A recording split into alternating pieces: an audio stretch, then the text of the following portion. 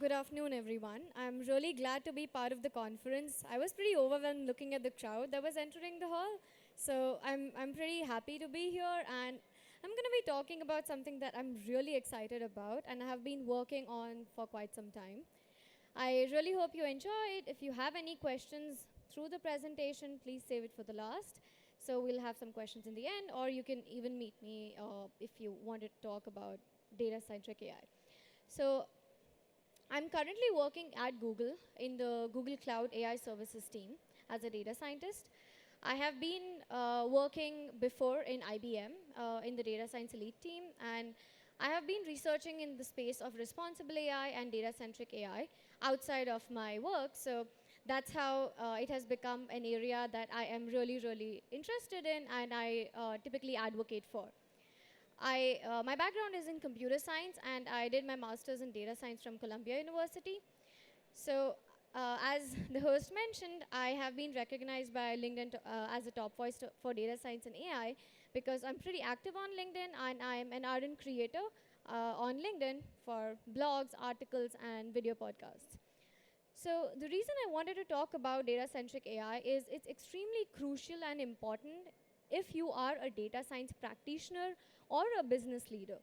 If your organization is using data in any form, which more or less every organization is using, then your organization is a data company.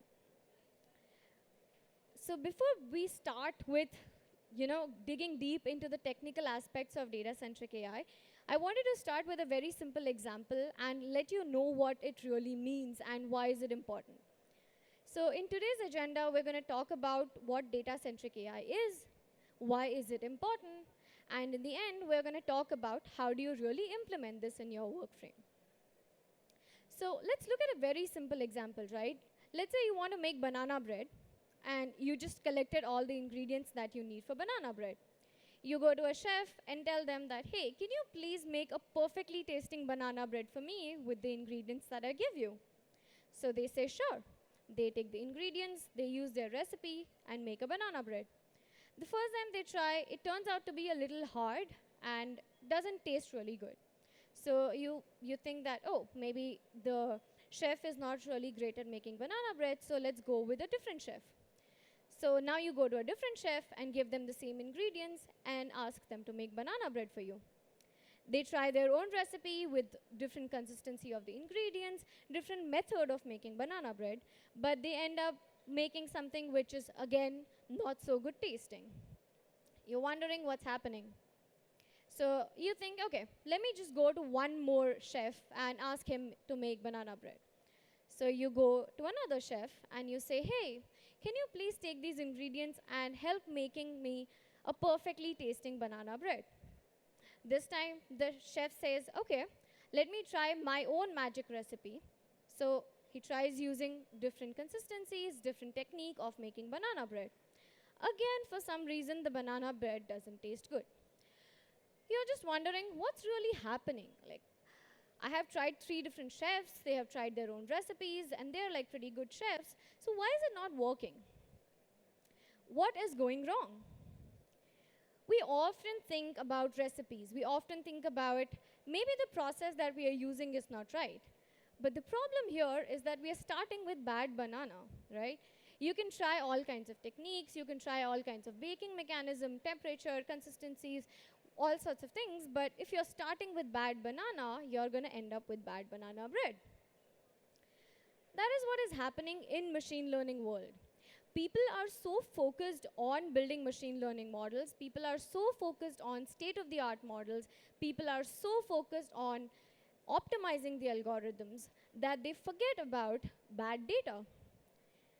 And one of the major reasons that we often are not able to reproduce the kind of state-of-the-art technology that we find in research into production is bad data. Because the data that you use in research, the data that you even find on Kaggle, is pretty decent. It's pretty good. I would say it's very, very good compared to what you're going to see in real life. And that is the reason we are not able to build very optimized, efficient model that is in production. So what are the real problems with data, right?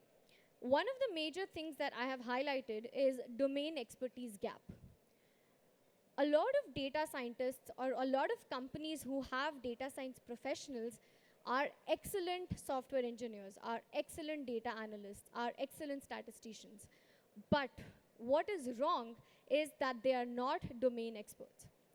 If you go to a fintech company, if you go to a retail company, if you go to a industrial supply chain company, you really need to understand the domain expertise. You really need to understand why the data is a certain way before starting to applying data science methodologies on it. The other parts that you would frequently see that are data science challenges or like data issues are biased data. It could be coming because you're not sampling correctly. It could be coming because the data that you're collecting could inherently be biased.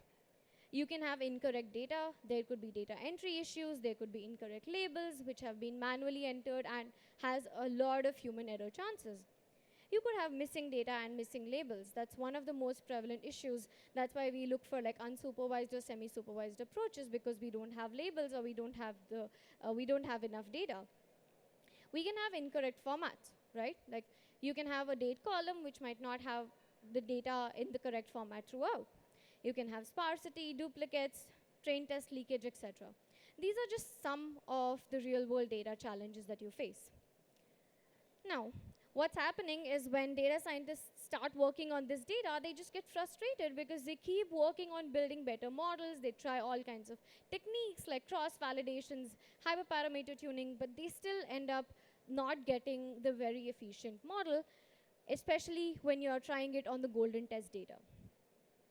So this is where data-centric AI comes into picture, right? Where we keep data before we think about models. When we're looking at data availability, when we're looking at data quality, when we're looking at data validation, and then deciding what kind of model do I need to build and how do I really build it. This is what is data-centric AI. Now, the point is, why do we need data-centric AI, right? We're thinking about, hey, we have amazing scientists, we have amazing statisticians who are building all these state-of-the-art models. So why do I need to think about data-centric AI? Is it not going to slow down my process? Well, absolutely not. Guess what? Having data-centric AI actually fastens the iteration of going from data engineering to building models and doing model deployment. Because now you're not going back and forth between data pre-processing and model iterations. Otherwise, if you're starting without a data quality or data validation, you're going to end up coming back and forth because you end up realizing that there is some kind of leakage while you're building the model, and then you have to come back to the initial process of data pre-processing or engineering. You're obviously going to get better model efficiency because, simple fact, garbage in, garbage out. Better data, better model, better chances of getting better model. And then data ops actually becomes a very crucial part of the pipeline because now you're taking into consideration model robustness. I want to take a pause here and talk about model robustness, right?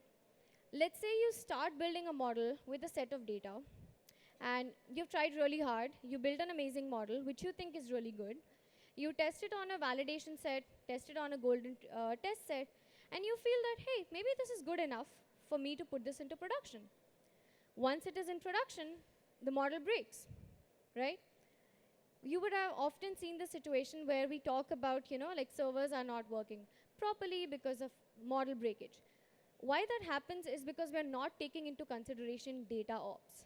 Because we're not taking into consideration that in the future, we might get data that is not of the same quality that we built the initial model on.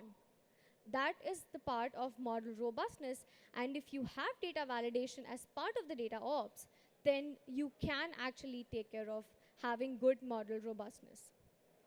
And you're obviously catering to responsible AI because now you're looking deep into the data, you're trying to understand what are the biases that could exist in the data, if there is any kind of critical information that is in the data, if you're building a model on certain kinds of labels, which can cause any kinds of biases on the model.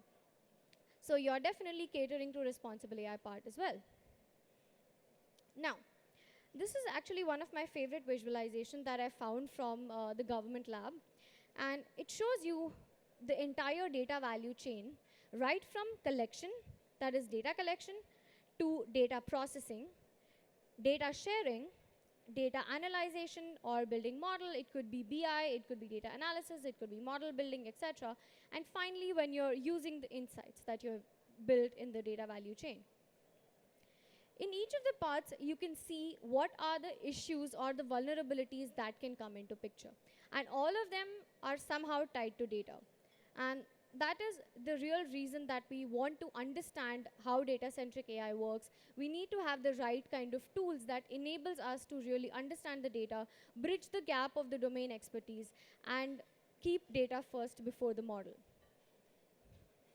A very simple visualization of how do you differ from a model-centric AI and a data-centric AI is you start with data, you do feature engineering, you build your algorithm design, and you finally get to your model architecture. But on the contrary, when you're working with data-centric AI, what you're going to be doing is you start with the data, you evaluate your data quality, then you build your data ops pipeline, you have your data SME. SME is a short form for subject matter expert, and then you go with your AI pipeline. That is a very big overall difference between how model-centric AI and data-centric AI works. Now, let's get a step deeper. You're starting with your data, and immediately after that, you need to have data quality and data validation as part of the pipeline. After that, you do any kind of data pre-processing. Then you think about what is the design of your model is going to look like. Is it going to be semi-supervised, unsupervised, supervised, etc.? What kind of model are you going to use? What kind of architecture are you going to build? After which, you need to understand that the train test validation split that you're making with your data is correct or not. So that's another part of validation that comes into picture. Then you're doing your model training in the regular manner. And then during evaluation, you again need a model validation. Model validation is very different from looking at the model accuracy, looking at the confusion matrix, looking at any other metric that you're measuring for the data. We're going to get deeper into model validation just in a bit. And then after which we get into deployment and model monitoring. So some of the tools, right, like that I wanted to focus today on is if you're a data science practitioner or you're a business leader and you want your team to be really data-centric, what are some of the tools that they can use in the pipeline? One of the tools is Cloud DQ. It is an open source tool, and you can find the GitHub page for that. You can find all kinds of documentation that you need to start building your pipeline. It's again cloud native, so you can integrate different kinds of data sources when you want to build this as part of your data ops pipeline, or some people like to call it ML ops, even though it involves any kind of data engineering. It is primarily built for BigQuery. So BigQuery is a data warehouse as part of Google Cloud, so it's primarily built for BigQuery. And the great part about this is it lets you consume the data in a very interactive manner, right? Not everybody understands code. Not everybody understands huge files of data. So if this is going to be used by business leaders, if this is going to be used by stakeholders, they need to understand how to digest this data, how to really represent it. And that's why you can integrate this with your dashboards. The output that you get out of the Cloud DQ can be easily converted into dashboards and can be consumed easily. Can also be integrated with CI/CD pipelines. So if you want an automated pipeline, it's very, very easy to integrate in it. Important part that I've actually put in that gray box is that this is primarily used for row level analysis. That is, how does each and every value or the rows of value look like in your data set? And the second part is you can also customize it to look for any kind of business logic. Very simple example, credit scores, right? Do you think a credit score of 920 can exist? No, right? So a person who has the domain expertise would understand that what kind of values is possible, not possible, how it should be structured, what's the distribution, etc. That is the part that comes in business logic. The other tool is called data validation tool. Pretty easy to name it. It's also an open source tool which is based on Python CLI. And it is very easy to, again, replicate it, put it in CI/CD pipeline, Compared to the previous one, that's Cloud DQ, which was native to BigQuery, this one is something that can be aggregated and integrated with different kinds of data sources, on-prem, different clouds, etc. And the final result, it can be stored in any data source that you want it to be. The difference between this and the previous tool is in the previous tool, we are looking at data quality. That is, how does each and every row of your data values look like? Versus in the data validation tool, you're looking more at a table level and a column level. That is basically looking at the schema, looking at if the table that you previously used to build your model is similar to the new table that is coming in. So it is more at a table level than a value level. So in this phase, you're validating the data that is incoming into your pipeline. The third part, which is one of my favorites, is TensorFlow data validation. Again, an open source tool using Python, and it's very, very easy to use if you're using Jupyter Notebook.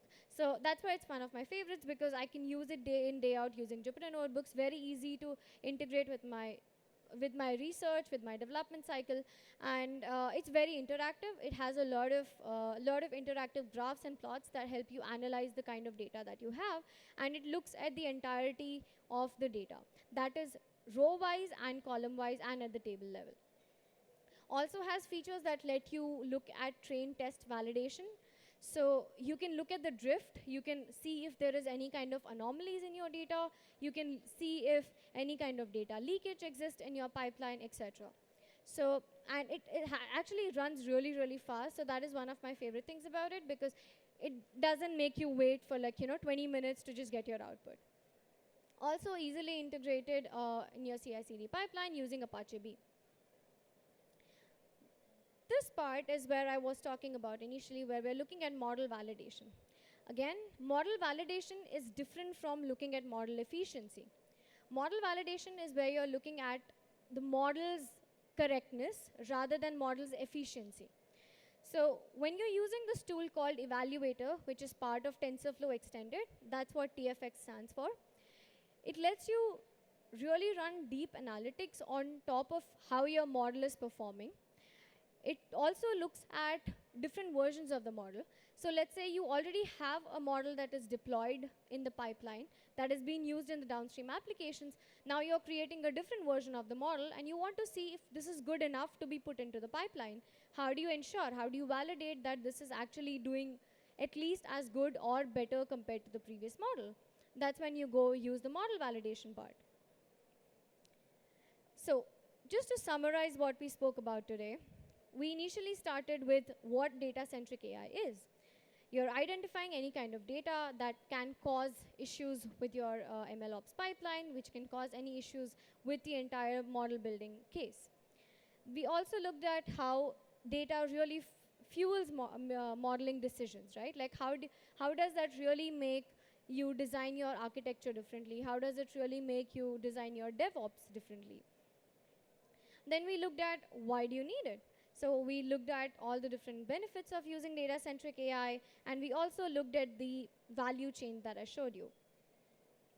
Finally, we looked at some of the tools that will help you create your own version of data-centric AI. Even if you are a student, if you're a researcher, if you're a data science practitioner, you can use these tools and build models from a more data-centric perspective. Because in the long run, trust me, this is what all the organizations are going to follow through, and this is what is going to be a focus for most of the organizations. So just finishing off, if you want to learn more about using data-centric AI, there are two certifications which I really recommend. One is a data engineering certification, and the other is a machine learning engineering certification. Both of it is part of Google Cloud Professional Certifications. I have looked at both the contents, and I have actually gave the exams, so they are pretty good. They are covering most of the content that you need to know about data-centric AI, and I would highly recommend that. If you have any questions, please feel free to reach out to me on LinkedIn. I'm very active on LinkedIn, so yeah, I hope to connect you there. Thank you.